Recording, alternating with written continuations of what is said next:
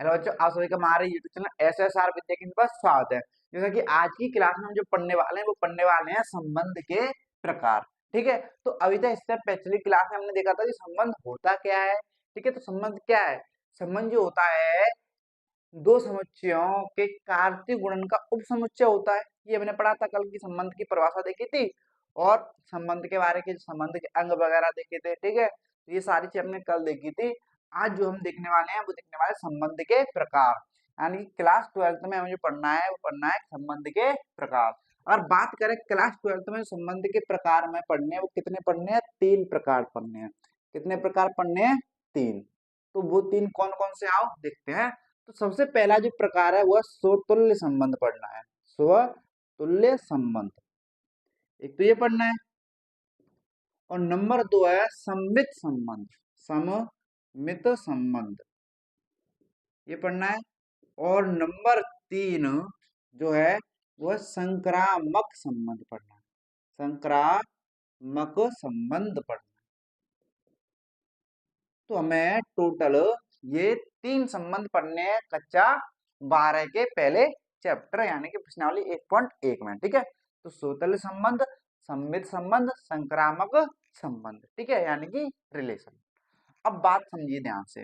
अब ये जो तीनों रिलेशन है, ये जो तीनों रिलेशन है ना, ये सिर्फ ए क्रॉस ए से ही निकलते हैं। किससे निकलते हैं भैया? ए क्रॉस ए पर ही लगते हैं। ये जो रिलेशन है सारे जो लागू होंगे किस पर होंगे? ए क्रॉस ए पर ही लागू होंगे।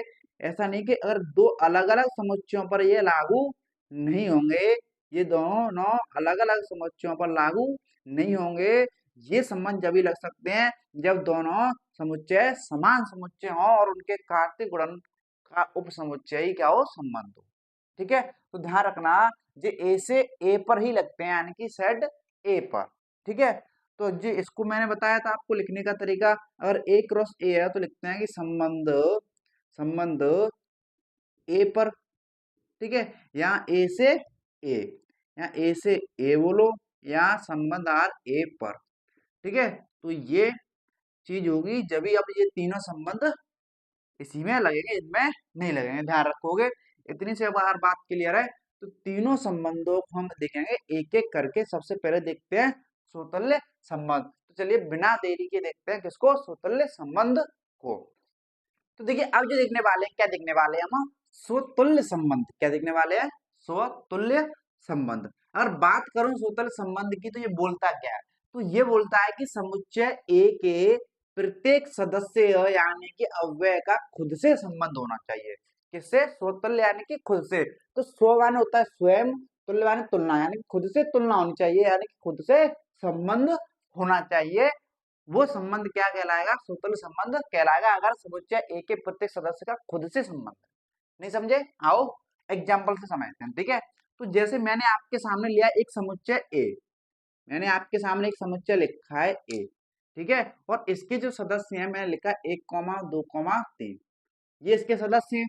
ठीक है, और संबंध क्या होता है? संबंध होता है कार्तीय गुणन का उपसमुच्चय। और ये जो संबंध है ए क्रॉस ए पर ही लागू होते हैं। ये तीनों जो संबंध मैंने आपको बताया वो ए क्रॉस ए पर ही लागू होते हैं। जब आप यहाँ से ए क्रॉस ए निकालोगे, ए क्रॉस ए निकालोगे तो क्या आएगा भैया? समझो ध्यान से, जब ए क्रॉस ए निकालोगे यानी कि ये समझो कार्तीय गुणन करोगे ना, 1 2 3 यानी कि समुच्चय ए है, तो दूसरा भी क्या होगा? ए ही होगा। होगा कि नहीं होगा? आप बोलोगे हाँ होगा। अब कार्तीय गुणन करोगे तो एक का एक के साथ, ठीक है, एक का एक के साथ, फिर एक का दो के साथ, एक का दो के साथ, दो एक का तीन के साथ, एक का तीन के साथ, दो का एक के साथ। ठीक है, दो का एक के साथ, फिर दो का दो के साथ, ओके, फिर दो का तीन के साथ, फिर तीन का एक के साथ, फिर तीन का दो के साथ, फिर तीन का तीन के साथ। ओके, तो ये क्या है? ये तो कार्तिक गुणन आया है किसका? ए का। समुच्चय ए का क्या है? कार्तिक गुणन। लेकिन अभी संबंध तो हमने लिखा ही नहीं है। संबंध क्या होगा? इसका उपसमुच्चय होगा। तो अगर मैं एक संबंध लिखूं इसमें से, इसके कोई उपसमुच्चय बना लेता हूं, इसमें सदस्य ले लेता हूं। ठीक है, तो मैंने इसमें सदस्य लिए 1,1, ठीक है, 1,2, ठीक है, 2,2, ठीक है, 3,1 और 3,3। तो ये लिया एक मैंने संबंध, ठीक है। अब ये लिया है मैंने एक संबंध, इसके सभी संबंध के यानी कि समुच्चय के सारे सदस्य इसमें हैं, यानी कि ये इसका उपसमुच्चय है, तो ए क्रॉस ई का उपसमुच्चय तो क्या कहलाएगा, संबंध कहलाएगा। तो ये क्या है, एक संबंध है, ठीक है। अब एक चीज समझें, तो मैंने बोला है कि समुच्चय ए के प्रत्येक सदस्य यानी कि अव्यय का खुद से संबंध होना चाहिए। क्या होना चाहिए, खुद से संबंध होना चाहिए। तो यहाँ पे देखोगे, खुद से संबंध होने का मतलब क्या है, खुद के साथ जोड़ी बननी चाहिए, खुद के साथ जोड़ी। तो इनमें क्या कोई खुद के साथ जोड़ी बन रही है, तो ए के प्रत्येक सदस्य, तो ए के प्रत्येक सदस्य कौन भाई है, 1 2 3 ही है। तो क्या एक के साथ जोड़ी बन रही है, तो आप देखो ये बन रही है। क्या दो की दो के साथ जोड़ी बन रही है, देखो यहाँ पे ये बन रही है। क्या तीन की तीन के साथ जोड़ी बन रही है, हाँ ये भी बन रही है। अब ये जो एक्स्ट्रा है, एक्स्ट्रा से हमें कोई मतलब नहीं है। अगर जितने सदस्य हैं उनकी खुद के साथ खुद की जोड़ी बन रही है, तो वो क्या होगा, स्वतंत्र संबंध होगा। खुद के साथ अगर जोड़ी बन रही है ना, तो वो संबंध हमेशा क्या कहलाएगा, स्वतंत्र संबंध कहलाएगा। तो ये जो संबंध है स्वतंत्र संबंध है। समझे कि नहीं समझे, इतनी सी बात क्लियर है। अगर मैं आपके सामने एक और संबंध लिखता हूँ, ये R1 मान लो, ये R2 लिख रहा हूँ। अगर मैं आपके सामने इसमें से एक और उपसमुच्चय बनाता हूँ, मान लो 1,2, ठीक है, 1,3, 1,1 और 3,2 और 3,3, 2,3,3, ठीक है, इधर रख लेते हैं, ये रखा। तो ये एक दूसरा संबंध है। क्या ये संबंध स्वतंत्र है, तो स्वतंत्र संबंध होने के लिए समुच्चय ए के प्रत्येक सदस्य का खुद से संबंध होना चाहिए, यानी खुद के साथ खुद की जोड़ी होनी चाहिए। अब देखो यहाँ पे सदस्य पहला कौन है, एक। क्या इसमें एक के साथ जोड़ी कहीं दिख रही है, कहाँ पे देखिए ये रही, ठीक है। क्या दूसरा सदस्य कौन है, 2। क्या 2 की इसमें खुद के साथ जोड़ी दिख रही है, तो आप बोलोगे यहाँ इसमें तो कहीं भी नहीं है। भाई इसमें 2 के साथ जोड़ी तो 2 है ही नहीं, लेकिन 3 की तो है, 3 की है, देखो 3 की 3 के साथ है, लेकिन 2 की नहीं है, ये तो गड़बड़ है। लेकिन बात क्या है भाई, प्रत्येक सदस्य की जोड़ी बननी चाहिए, प्रत्येक सदस्य का संबंध होना चाहिए, लेकिन 2 का तो कोई संबंध है ही नहीं इसमें, खुद का खुद से, इसलिए ये समतुल्य नहीं होगा, इसलिए समतुल्य नहीं होगा। इसलिए प्रत्येक सदस्य का खुद से संबंध होना आवश्यक है, ठीक है। अगर एक भी मिस हुआ, किसी एक का नहीं बन रहा है, तो वो क्या होगा, समतुल्य संबंध नहीं कहलाएगा। जैसे यहाँ पे है, एक का एक के साथ, दो का दो के साथ, तीन का तीन के साथ, तो ये कैसा संबंध है, समतुल्य संबंध है। तो यही होता है समतुल्य संबंध। अगर इसका हम अगर इसमें ग्राफ पर देखें, तो अगर इसको ग्राफ पर देखें यहाँ पे, यानी कि इसमें डायग्राम पर देखें, ठीक है, तो डायग्राम कैसे बनेगा, डायग्राम ऐसे बनेगा कि खुद का खुद के यानी कि एक का एक के साथ, दो का दो के साथ, तीन का तीन के साथ संबंध होना चाहिए। तो कुछ ऐसा डायग्राम बनेगा। समझे कि नहीं समझे, समझे, आप बोलोगे सर हाँ हम समझे। अगर डायग्राम कुछ ऐसा होता, डायग्राम अगर कुछ ऐसा होता, सपोज करो ए बी, 1 2 3, ये 1 2 3 दोनों समान समुच्चय है भैया, तो ये भी ए ही होगा, ये भी ए ही होगा, ठीक है। अगर ऐसा होता, एक का एक के साथ है, दो का दो के साथ है, सिर्फ इतना है। तो एक का एक के साथ है, दो का दो के साथ है, लेकिन तीन का तीन के साथ तो है ही नहीं, यानी कि एक ही प्रत्येक सदस्य का संबंध तो है ही नहीं, तो इसलिए समतुल्य नहीं होगा, इसलिए समतुल्य नहीं होगा।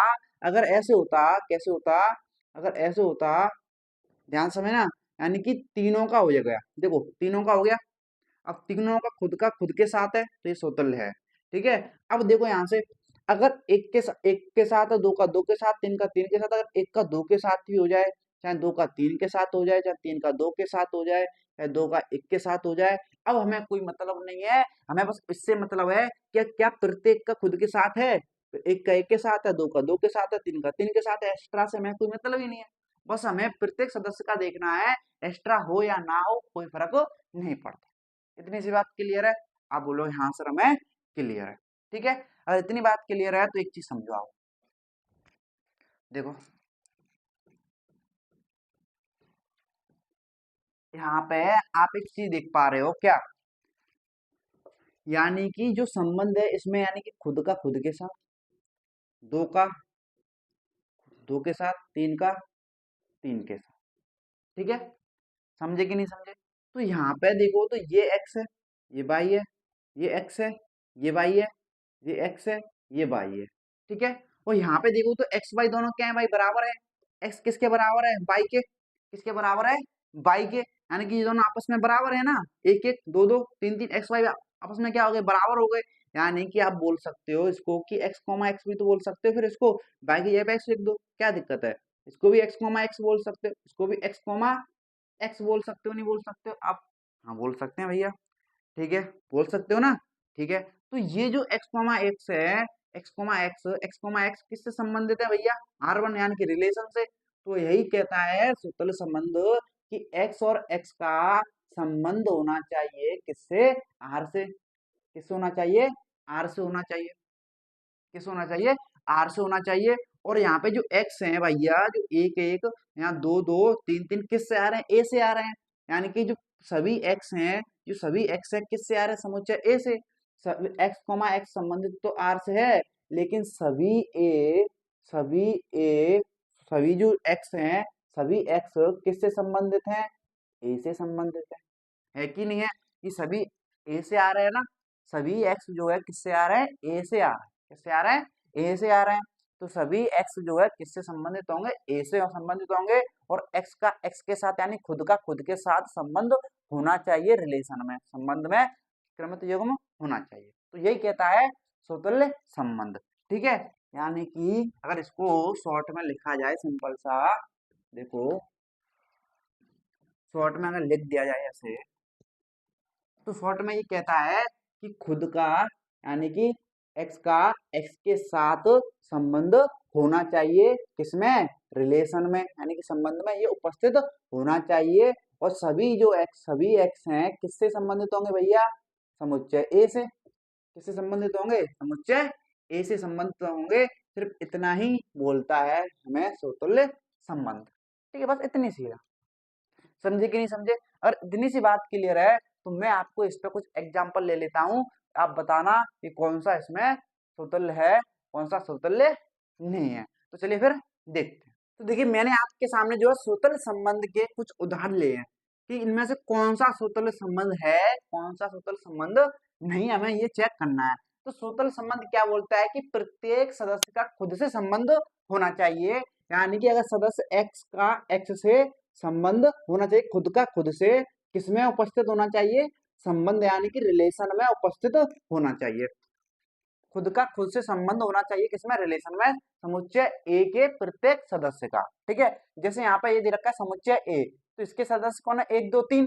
तो इसके प्रत्येक सदस्य का खुद से खुद का संबंध में होना चाहिए। क्या एक का एक के साथ है, हाँ है ये रहा। क्या दो का खुद के साथ यानी दो के साथ है, हाँ ये रहा। क्या तीन का खुद के साथ यानी कि तीन के साथ है, ये रहा। अब बाकी एक्स्ट्रा से हमें कोई मतलब नहीं, यानी कि ये स्वतंत्र संबंध, ठीक है। अब ऐसे ये वाला देखो, ये समुच्चय दे रखा है ए, तो इसमें सदस्य कौन है, पी क्यू आर है। तो पी क्यू आर सदस्य, तो पी जो पहला सदस्य है तो खुद का खुद से होना चाहिए ना। तो पी का पी से संबंध है, आप बोलोगे हाँ सर है। क्या क्यू का क्यू से है, आप बोलोगे सर का क्यू से तो नहीं दिख रहा, क्यू का आर से, लेकिन क्यू का क्यू से नहीं है। आर का आर से है लेकिन क्यू का क्यू से नहीं है, तो एक तो गड़बड़ हो गया। दो का है खुद का खुद से, पी और आर का, लेकिन क्यू का नहीं है। सभी का होना चाहिए, जितने सदस्य हैं सभी का होना चाहिए, इसलिए ये हो गया गलत माजरा, ठीक है। अब इसको देखो, इसमें जो सदस्य हैं -1 0 और 1 है, इसमें दो संबंध दे रखे हैं। अब इन दोनों संबंधों को चेक करें तो -1 का खुद के साथ होना चाहिए भाई है, 0 का खुद के साथ होना चाहिए 0 0 है, 1 का खुद के साथ यानी 1 1 है। यानी कि ये कैसा संबंध है भैया, ये स्वतंत्र संबंध है। क्या ये जो है स्वतंत्र है, देखो खुद का खुद के साथ यानी कि -1 का -1 के साथ है, 1 का 1 के साथ भी है, लेकिन 0 का 0 के साथ इसमें तो कहीं भी नहीं है, इसलिए ये स्वतंत्र संबंध नहीं होगा। इसलिए स्वतंत्र संबंध नहीं होगा।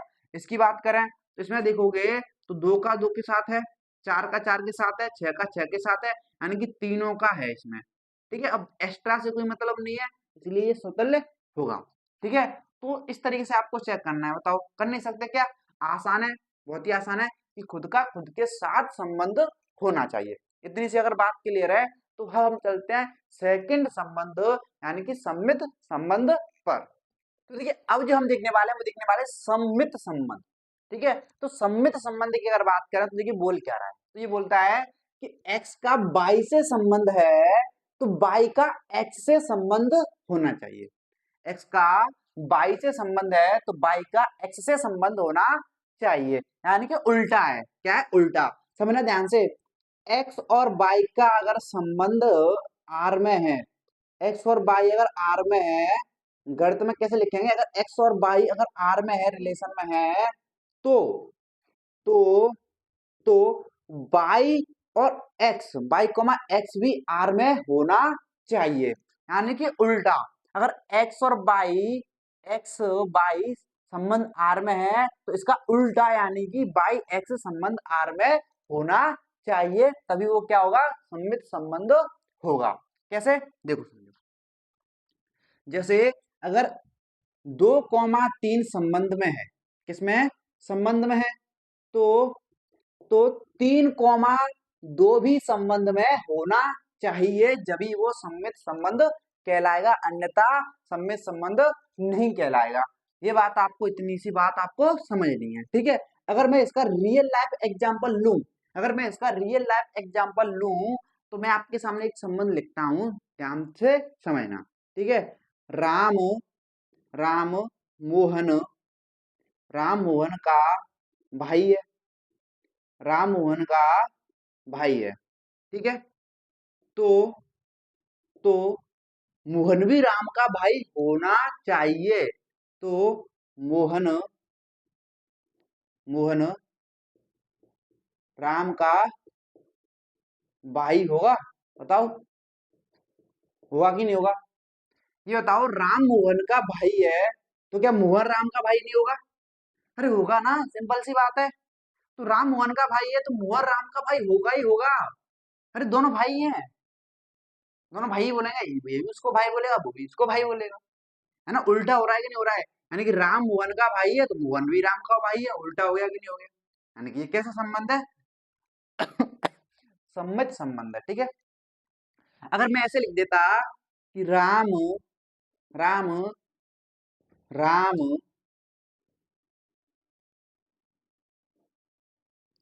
राम गीता का भाई है।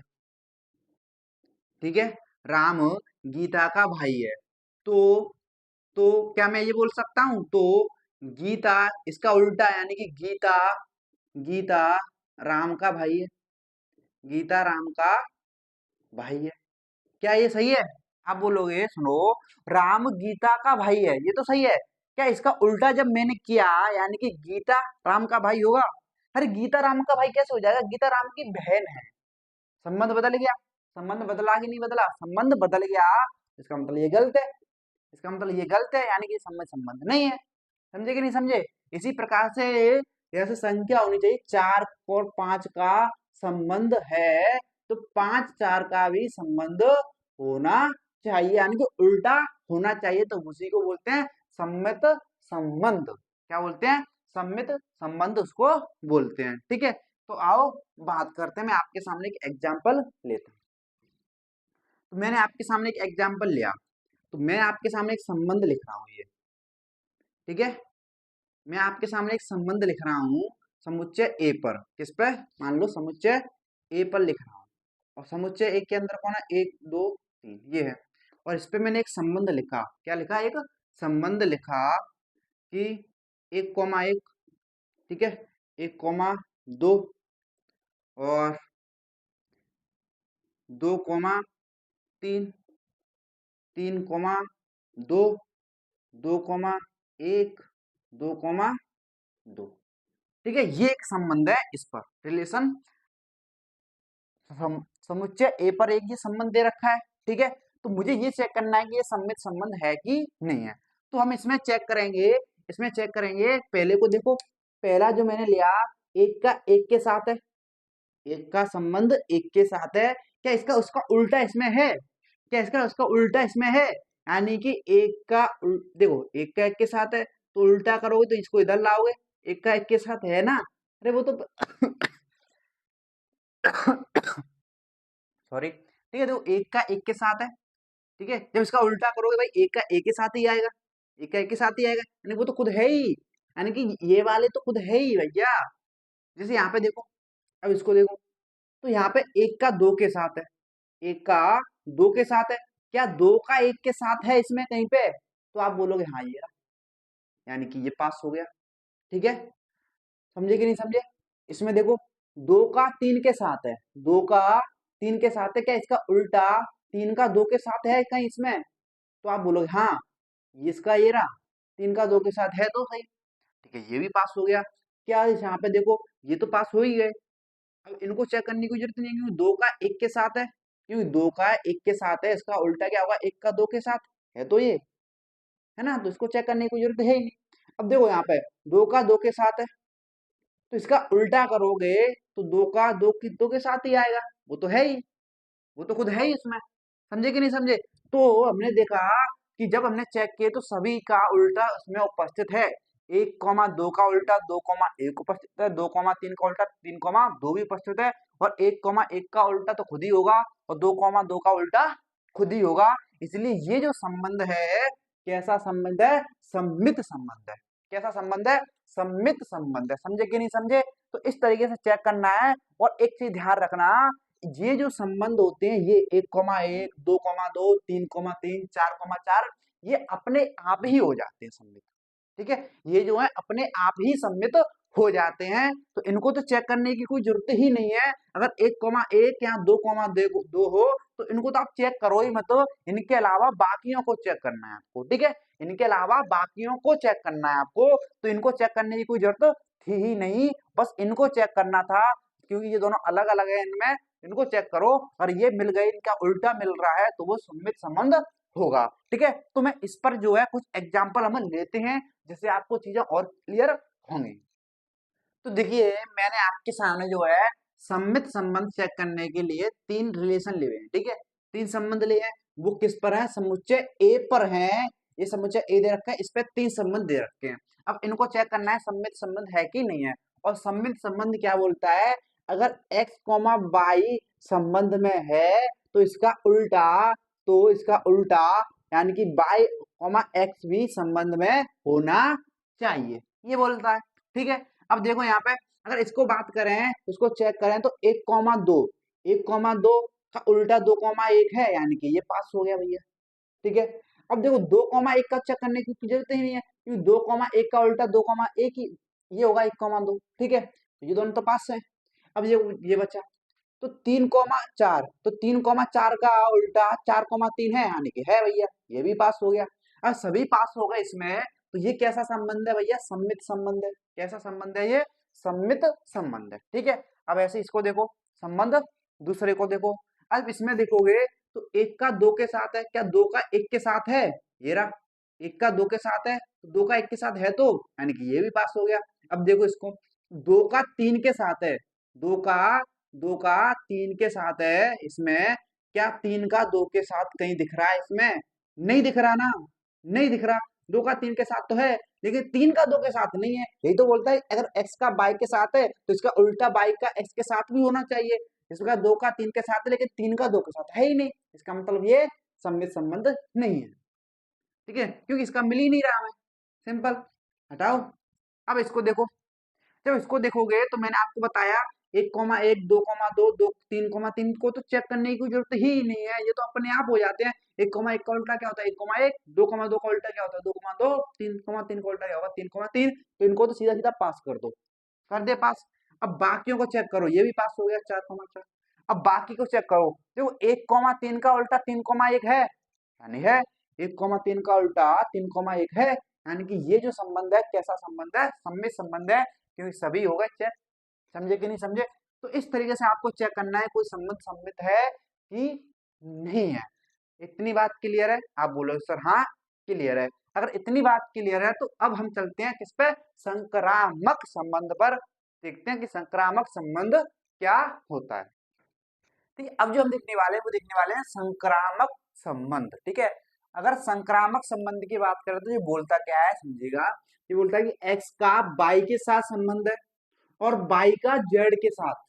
समझना ध्यान से, एक्स का बाई के साथ, तो अगला संबंध बाई, ये बाई पर एंड हो रहा है तो अगला बाई पर ही शुरू हो रहा है और जेड पे खत्म हो रहा है, तो इसका पहला और इसका आखिरी का भी संबंध यानी कि एक्स का जेड के साथ संबंध होना चाहिए। एक्स का बाई के साथ है और जो बाई पे एंड हो रहा है तो अगला बाई पर शुरू होगा, बाई का जेड के साथ है, तो इसका पहला और इसका आखिरी का क्या होना चाहिए, संबंध होना चाहिए। तो वही क्या कहलाएगा, संक्रामक संबंध कहलाएगा। यानी कि इसमें एक चेन बनती है, क्या बनती है, चेन बनती है। यानी कि एक्स का बाई के साथ अगर संबंध है, ठीक है, ये संबंध में है, और और ये किस पे एंड हो रहा है, बाई पे, और बाई का जेड के साथ, तो अगला बाई पर ही शुरू होगा, जेड के साथ संबंध है, तो तो इसका पहला क्या है, एक्स, और इसका आखिरी क्या है, जेड का भी संबंध होना चाहिए, जब भी वो क्या होगा, संक्रामक संबंध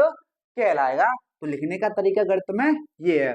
तो अगर बात करें इस पे एग्जांपल लेते हैं, इस पे अगर मैं आपके सामने एक एग्जांपल लेता हूं तो देखिए आपको एग्जांपल से क्लियर होगा। देखो यहाँ पे तो मैंने एक एग्जांपल लिया, 1,2, ठीक है, 2,3 और 1,3, तो ये एक संबंध है, ये क्या है, एक संबंध है। क्या ये संबंध संक्रामक संबंध है? तो कैसे चेक करें, आओ। तो जब से पहले इसको पकड़ो, पहले वाले को पकड़ा आपने, पहले वाले में देखा ये क्या है, x,2, यानी कि ये 2 पर एंड हो रहा है तो अगला 2 पर शुरू होने वाला कोई है क्या, जैसे यहाँ पे ये एक्स बाई है तो बाई पे एंड हो रहा है तो बाई पर शुरू हो रहा है ये, ठीक है, तो फिर पहले और लास्ट का होना चाहिए। ऐसे यहाँ पे ये 2 पर एंड हो रहा है, क्या 2 पर शुरू होने वाला कोई है, यानी कि ये रहा, मिल तो गया। ये एक्स 1,2, 2 पर एंड हो रहा है ना, और 2,3 है, यानी कि 2 पर ही शुरू होने वाला है, तो 1 और 3 का संबंध होना चाहिए। क्या इसमें 1 और 3 है, तो आप बोलोगे हाँ है कि नहीं है, बताओ। तो ये यानी कि पास हो गया, यानी कि 1 और 2 का संबंध है। समझ रहे कि नहीं समझ रहे, आप बोलोगे सर हाँ है। इतनी बात समझ आई, ठीक है। यानी कि ये तो पहला तो हमने चेक कर लिया, पहला हमने चेक कर लिया कि 1 का 2 के साथ, 2 का 3 के साथ, 1 का 3 के साथ होना चाहिए है। इतनी सी बात क्लियर है, आप बोलोगे हाँ सर क्लियर है। अब फिर दूसरे को देखेंगे, फिर हमें दूसरे को भी देखना पड़ेगा। जब आप दूसरे को देखोगे तो दूसरा क्या है, दूसरे को देखोगे तो दूसरा 3 पर एंड हो रहा है, क्या 3 से शुरू होने वाला कोई है, 3 से शुरू होने वाला कोई है ही नहीं। जब ऐसा हो, जब पहला हो लेकिन दूसरा ना हो उससे शुरू होने वाला, तो उसको हम चेक ही नहीं करते, फिर उसको चेक करने की जरूरत है ही नहीं। समझे कि नहीं समझे, आगे चेक करने की जरूरत है ही नहीं। जैसे यहाँ पे देखो, ठीक है, ये अपने आप पास हो जाता है जब ऐसी कंडीशन हो, ये 2,3 है, यानी कि 3 पर एंड हो रहा है और 3 से शुरू होने वाला कोई है नहीं, तो अपने आप ही पास हो जाएगा, ध्यान रखना। ऐसे ही देखो इसको देखेंगे, अब 1,3 है, ये 3 पे एंड हो रहा है और 3 पे एंड होने वाला कोई है ही नहीं, तो भी ये अपने आप ही पास हो जाएगा, और तीनों अपने आप पास हो गए, तो ये क्या है, संक्रामक संबंध है। ये क्या है, संक्रामक संबंध है, ध्यान समझना। समझे कि नहीं समझे, अगर इतनी बात क्लियर है तो मैं इसमें और एग्जांपल लेते हैं ना, जिससे आपको और क्लियर होगा। मैं आपके सामने कुछ एग्जांपल लिखता हूँ जिससे आपको और क्लियर होगा ये, ठीक है। तो देखिए मैंने आपके सामने जो है ये एक दो संबंध लिए हुए हैं, ठीक है, तो इनको हमें चेक करना है कि ये जो संक्रामक है कि नहीं है, ठीक है। तो संक्रामक बोलता क्या है कि एक्स का बाई के साथ संबंध है, ठीक है, और और ये बाई पे एंड हो रहा है तो अगला बाई पर ही शुरू होगा, बाई का जेड के साथ संबंध है, ठीक है। तो इसका पहला यानी कि एक्स और इसका आखिरी यानी कि जेड का भी संबंध होना चाहिए, ये बोलता है। तो आओ चेक करते हैं, इसका जब आप पहला पकड़ोगे तो एक समुच्चय ए पर हैं दोनों, ठीक है, समुच्चय ए पर हैं दोनों संबंध। तो इसका जब पहला पकड़ोगे तो ये हो रहा है एंड 2 पर, क्या 2 से शुरू होने वाला कोई है, हाँ ये रहा 2,3। अगर ये 2 पे एंड हो रहा है तो इसके पहला और इसका आखिरी यानी कि 1,3 इसमें होना चाहिए, यानी कि है, यानी कि ये पास हो गया, ठीक है, यानी कि ये पास हो गया, ठीक है। अब 2 पर शुरू होने वाला एक और है भाई, ये रहा, देखो सभी को चेक करना पड़ेगा। जैसे यहाँ पे 2 पर ये भी शुरू हो रहा है और 2 पर ये भी शुरू हो रहा है, तो 2 पर ये भी शुरू हो रहा है, 2 पर ये भी शुरू हो रहा है, तो इसका पहला और इसका आखिरी, देखो ये 2 पर खत्म है, ये 2 पर शुरू है, तो इसका पहला इसका आखिरी यानी कि 1,4 है इसमें। आप बोलोगे हाँ है, यानी कि ये भी क्या हो गया पास, यानी कि ये तो हो गए पास। ठीक है, समझे कि नहीं समझे? आप बोलोगे हाँ सर समझ आया। अब एक चीज समझो, अब इसको चेक करेंगे दूसरे वाले को। अब जब इसको चेक करोगे आप तो ये 3 पे एंड हो रहा है, क्या 3 से शुरू होने वाला कोई है? हाँ है ना, ये रहा, ये रहा। ठीक है, तो ये 3 पे एंड हो रहा है, तो इसका पहला और इसका आखिरी यानी कि 2,4 क्या इसमें है? हाँ ये रहा, है कि नहीं है? आप बोलोगे हाँ है, यानी कि ये भी पास हो गया, ये पास हो गया हमारा। ठीक है, अब अगले को चेक करेंगे 1,3। अब 1,3 को चेक करोगे, 3 पे शुरू होने वाला कोई है?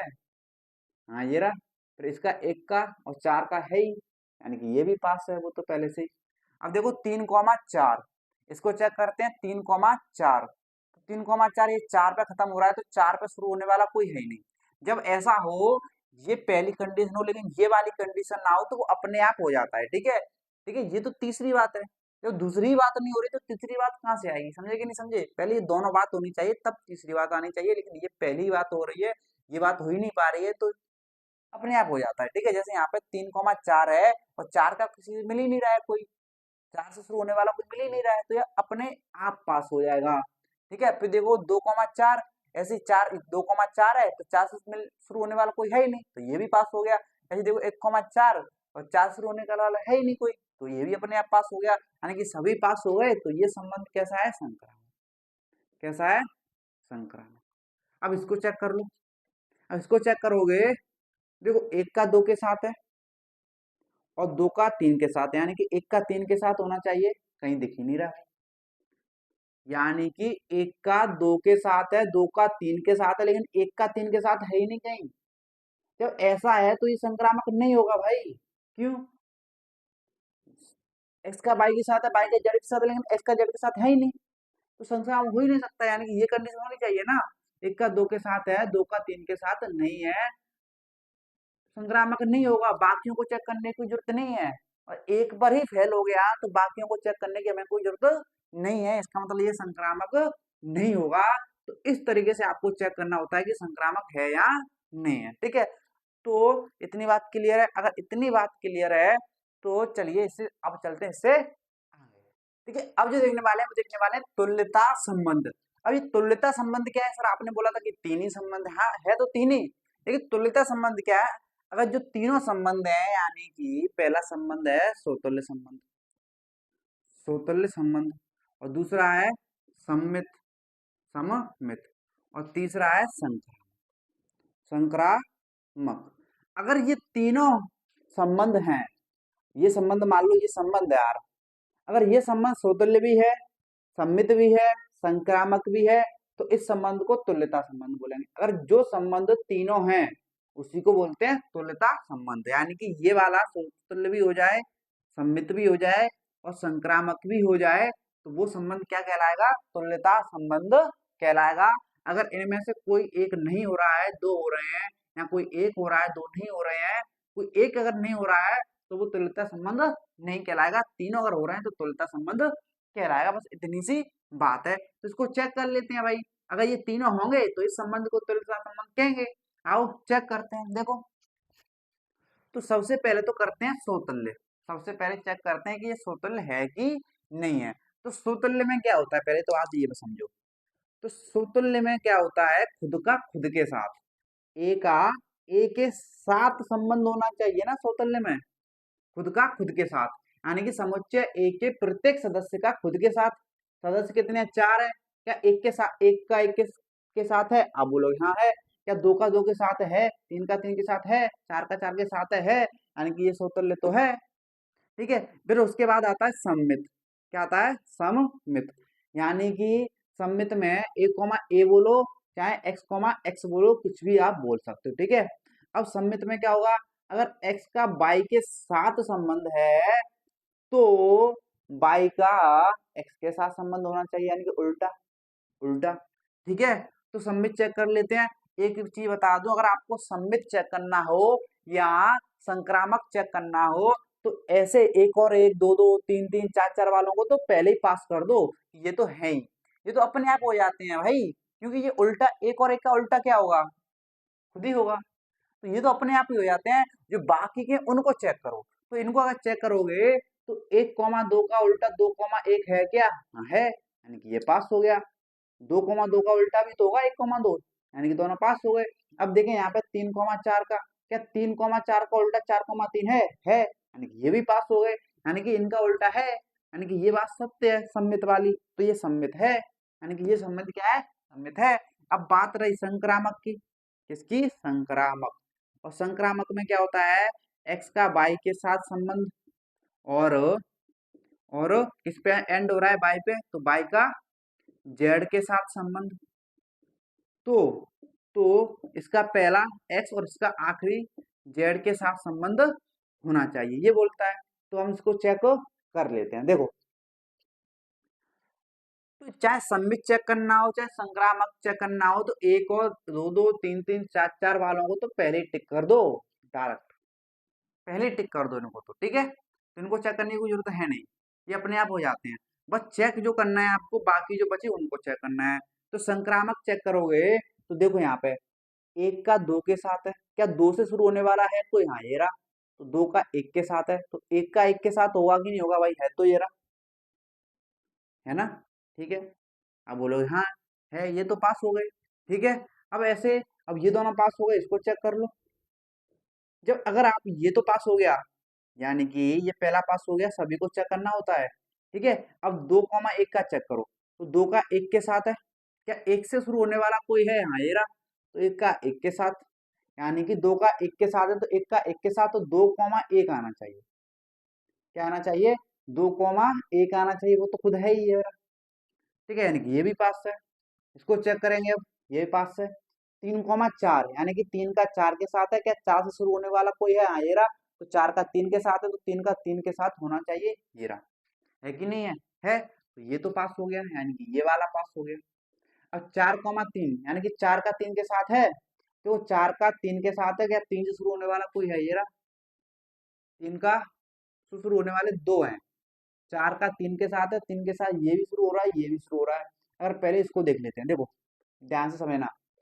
देखो 4 का 3 के साथ है, और 3 से शुरू होने वाला एक ये है, 3 का 4 के साथ, तो इसका पहला और आखिरी यानी कि 4,4 होना चाहिए, है कि नहीं है? यानी कि ये पास हो रहा है। लेकिन अभी अभी जो है, अभी 3 पे शुरू होने वाला एक और है, ये रहा, यानी कि 4,3, और 3 पे शुरू एक और कौन सा? ये वाला 3,3, ठीक है। तो इसका पहला और आखिरी 4,3 है, इसमें 4,3 तो खुद ही है, यानी कि ये भी पास है भैया, यानी कि ये भी पास है, यानी कि ये भी क्या है? संक्रामक है। तो ये जो संबंध है, सोतल्य भी है, सम्मित भी है, संक्रामक भी है, तो ये तुल्यता संबंध भी होगा, यानी कि जो तीनों होगा वो तुल्यता संबंध होगा। तो इस तरीके से हम चेक करते हैं। तो आई थिंक आपको ये सोतल्य संबंध, सम्मित संबंध और संक्रामक संबंध तीनों क्लियर होंगे, ठीक है। तो अगर आपको आज की क्लास पसंद आई फिर लाइक कर दो, अपने दोस्तों के साथ शेयर कर देना, अगर चैनल पर सब्सक्राइब कर लेना। तो आज की वीडियो नहीं रखते हैं, तो चलिए अब मिलेंगे अगली क्लास में प्रश्नावली के साथ।